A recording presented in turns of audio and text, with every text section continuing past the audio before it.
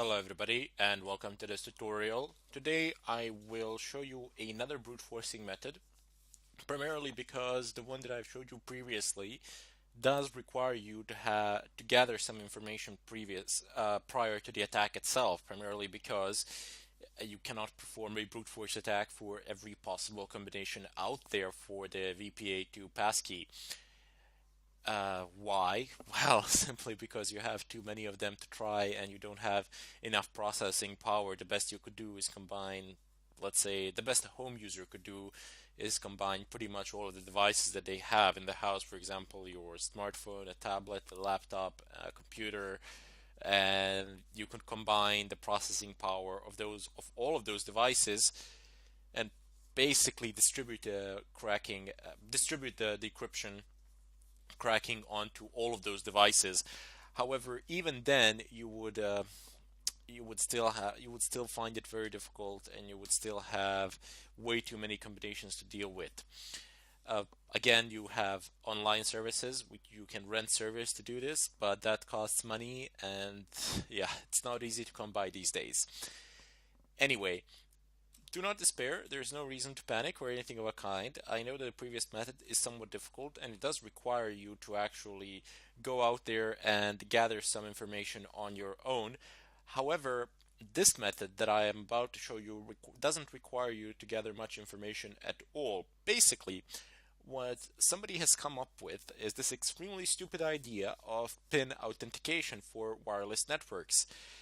And there is a major flaw in it. First of all, PIN authentication only has numbers, which dramatically reduces the amount of combinations possible. Namely, there are only 11,000 combinations. And considering that the reaver splits the length of the PIN code in two, once it finds the first half, finding the second half gets a lot easier, so you don't even need to do, in all likelihood, you won't actually need to do all 11,000 combinations at all. Now, if you have watched the previous tutorial, you have seen that I can do maybe 1700 up to perhaps 2K passwords a second, or 2K attempts per second. You would think that, oh well, 11,000 possibilities, not much at all, probably less than 10 seconds, it would be over. However, that is not the case, because the sort of attack that we're going to perform now does not, we're not going to be doing it locally. We're not going to be doing it on the machine itself. It's not like we will have a file that we will be able to use our processor to crack the encryption of that file. Rather, instead, we will be doing this remotely. So we will come into the range of a wireless access point, and then we will attempt to attack that wireless access point by trying to pass pin codes. And if any of them works out, we're gonna get a response from the reaver software, and it will basically tell us what is the passcode, what is the WPA2 pre-shared key for that particular access point.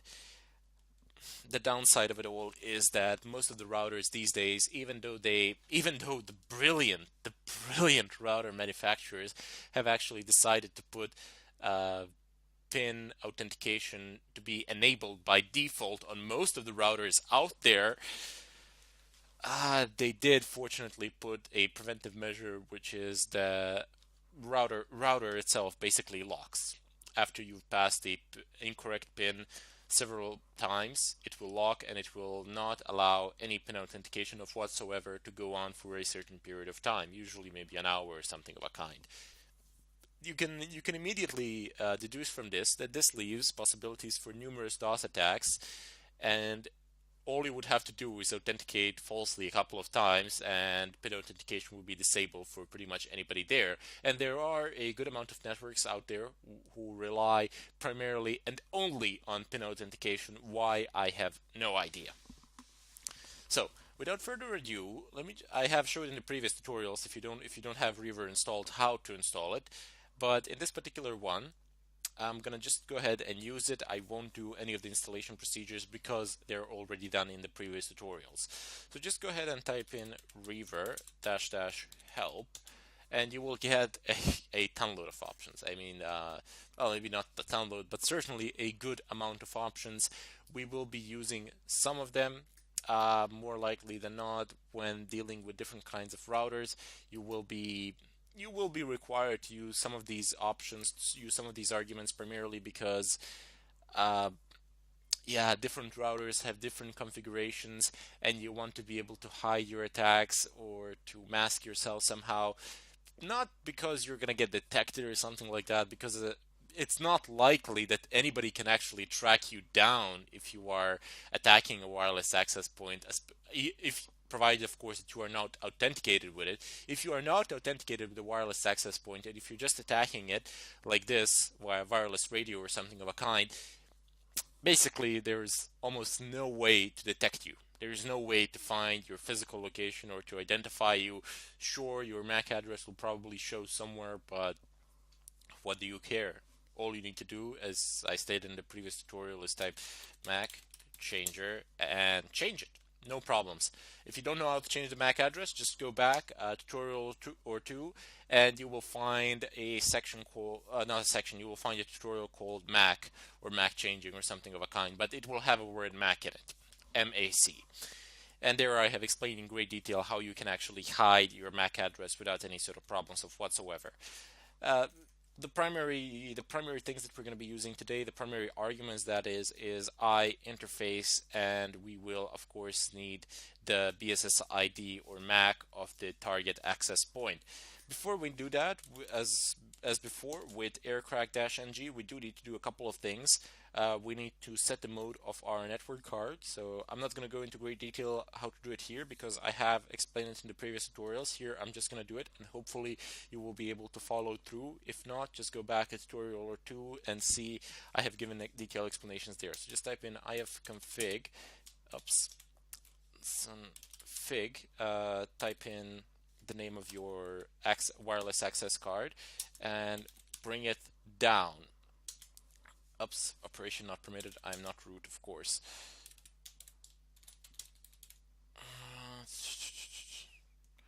Okay, I always loved my passwords, primarily because of their length. I sometimes tend to forget them, which is infinitely interesting. But there you go, I've managed to type it in. And it's actually a good thing that I haven't managed to log in just yet as root, because I have my router opened here, which I've set up for the testing purposes of this particular tutorial. And you can see the current pin. I mean, these pins are generated at random. So you can see the length of the pin, and you can see the pin here. I can say generate new pin. Let's see what happens. The change of wireless config will not take, yeah, okay, so it will not take effect until the device reboots. But here you can see the length of the pin, so it's like 1, 2, 3, 4, 5, 6, 7, 8, only 8 digits. And if I do it again, it's going to be 8 again, so 1, 2, 3, 5, 6, 7, oops, sorry, not 8, it's going to be 9. Is it 9? 1, 2, 3, 4, 5, 6, 7, 8. Sorry, no, it's going to be 8 again. It's always going to be 8, so no problems there. You know the length of the pin, which dramatically decreases the amount of possible combinations as well. Depending on what sort of a router you have, the pin can be at different places in the router. I can't explain it for every individual router, but you can find it in the manual or something like that. Just open up a web interface for your router by typing in the IP address. If you want to know what the IP address of your router is on a Linux system, that is very easy to do. You can just type in route, press enter, and this might take a bit of time. I'm not exactly sure why is it taking so long, primarily because I'm not connected to the network. Okay, so ifconfig is another way. But here it would say gateway, and where it says gateway, that would be the default address of your router. However, that is the default gateway. That does not necessarily need to be the IP address of the router you are connected to. So type in ifconfig. This is a foolproof way of getting the IP address of the router, much better than the previous one. And I want to get the IP address of the router to which my wireless access point is associated with. So VLP2S0. Press enter, and there we go. I have an IP address here. Okay, let's just clear this up a bit. clear. I want to get a bit of a better picture. Grep inet. Excellent. So I have inet here, and this is the internet address, but this is my local address. It's not to be used for external purposes at all. It's 192.168.0.102, and the difference between your wired and wireless connection is usually this digit here. For wired, it's 1, and for wireless, it's 0, and then you have a list of hosts which are here.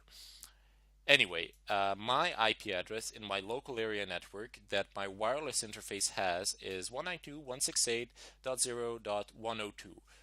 The lowest possible IP address within this range, with only the last octet changing, is .0. So from 0 to 255, and the lowest one would be 0, but you cannot use 0 because that is the network address. So what you do is find the lowest one here, which is 0, plus 1, and that's going to give you the IP address of your router. Very simple. And you can see that is exactly what I've typed in here. It's 192.168.0.1. So just find the lowest one, which is 0, of course, and then add 1, which is going to be the IP address of the router. Anyway, now that that is out of the way, I've showed you how you can check it out here, the pin code, but this interface will differ from one router to another. Please keep that in mind. So this is not a general explanation for all the routers out there, but it's fairly simple to find the pin code on your own home router without any bigger difficulties. Just go ahead and log into it via web interface. As I said, just type in the address here. You will be prompted for login credentials. Usually it's admin if you haven't changed anything. If it's not, go ahead and contact your ISP provider and ask them to provide the username and password for you, assuming that it's not locked. If it's locked, you gotta break it, but I will show you how you can break routers in the tutorials to come. In any case, let's just go back to the subject here. Now I am root. Let's take down my wireless interface. I have fig VLP2S0 down, and now I need IV config VLP2S0 mode monitor. Excellent. So IF config VLP2S0 up. There we go. You can make a neat short script, the bash script, which has these commands listed, and that could be a fantastic way to do this. You would effectively save yourselves a lot of time there. Go ahead and clear the screen, and there is you see it says connection to something. It has been deactivated because my wireless interface is now been brought down and up, and it's in and on top of that, it's in monitor mode.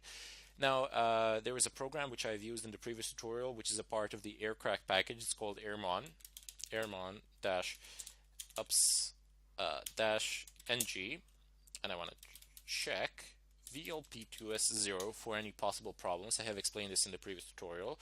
Why am I doing this and how is this done? So airmon-ng check VLP2S0. Of course, your wireless interface name will probably not be the same if you're not using the same OS as I am, but just substitute it with whatever it is, and no problems there. In the previous tutorials, I've also stated that.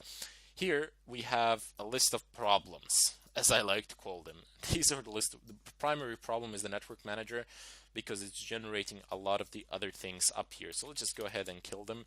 13133. I gotta kill them one by one because they are spawning one another, and that can be problematic. So kill 2498, 2498. Even if you are root, they can give you a ton load of problems, primarily because, as I said, they are spawning one another, and that can be just such an unbelievable drag. Excellent. Now I have, let me just clear the screen again.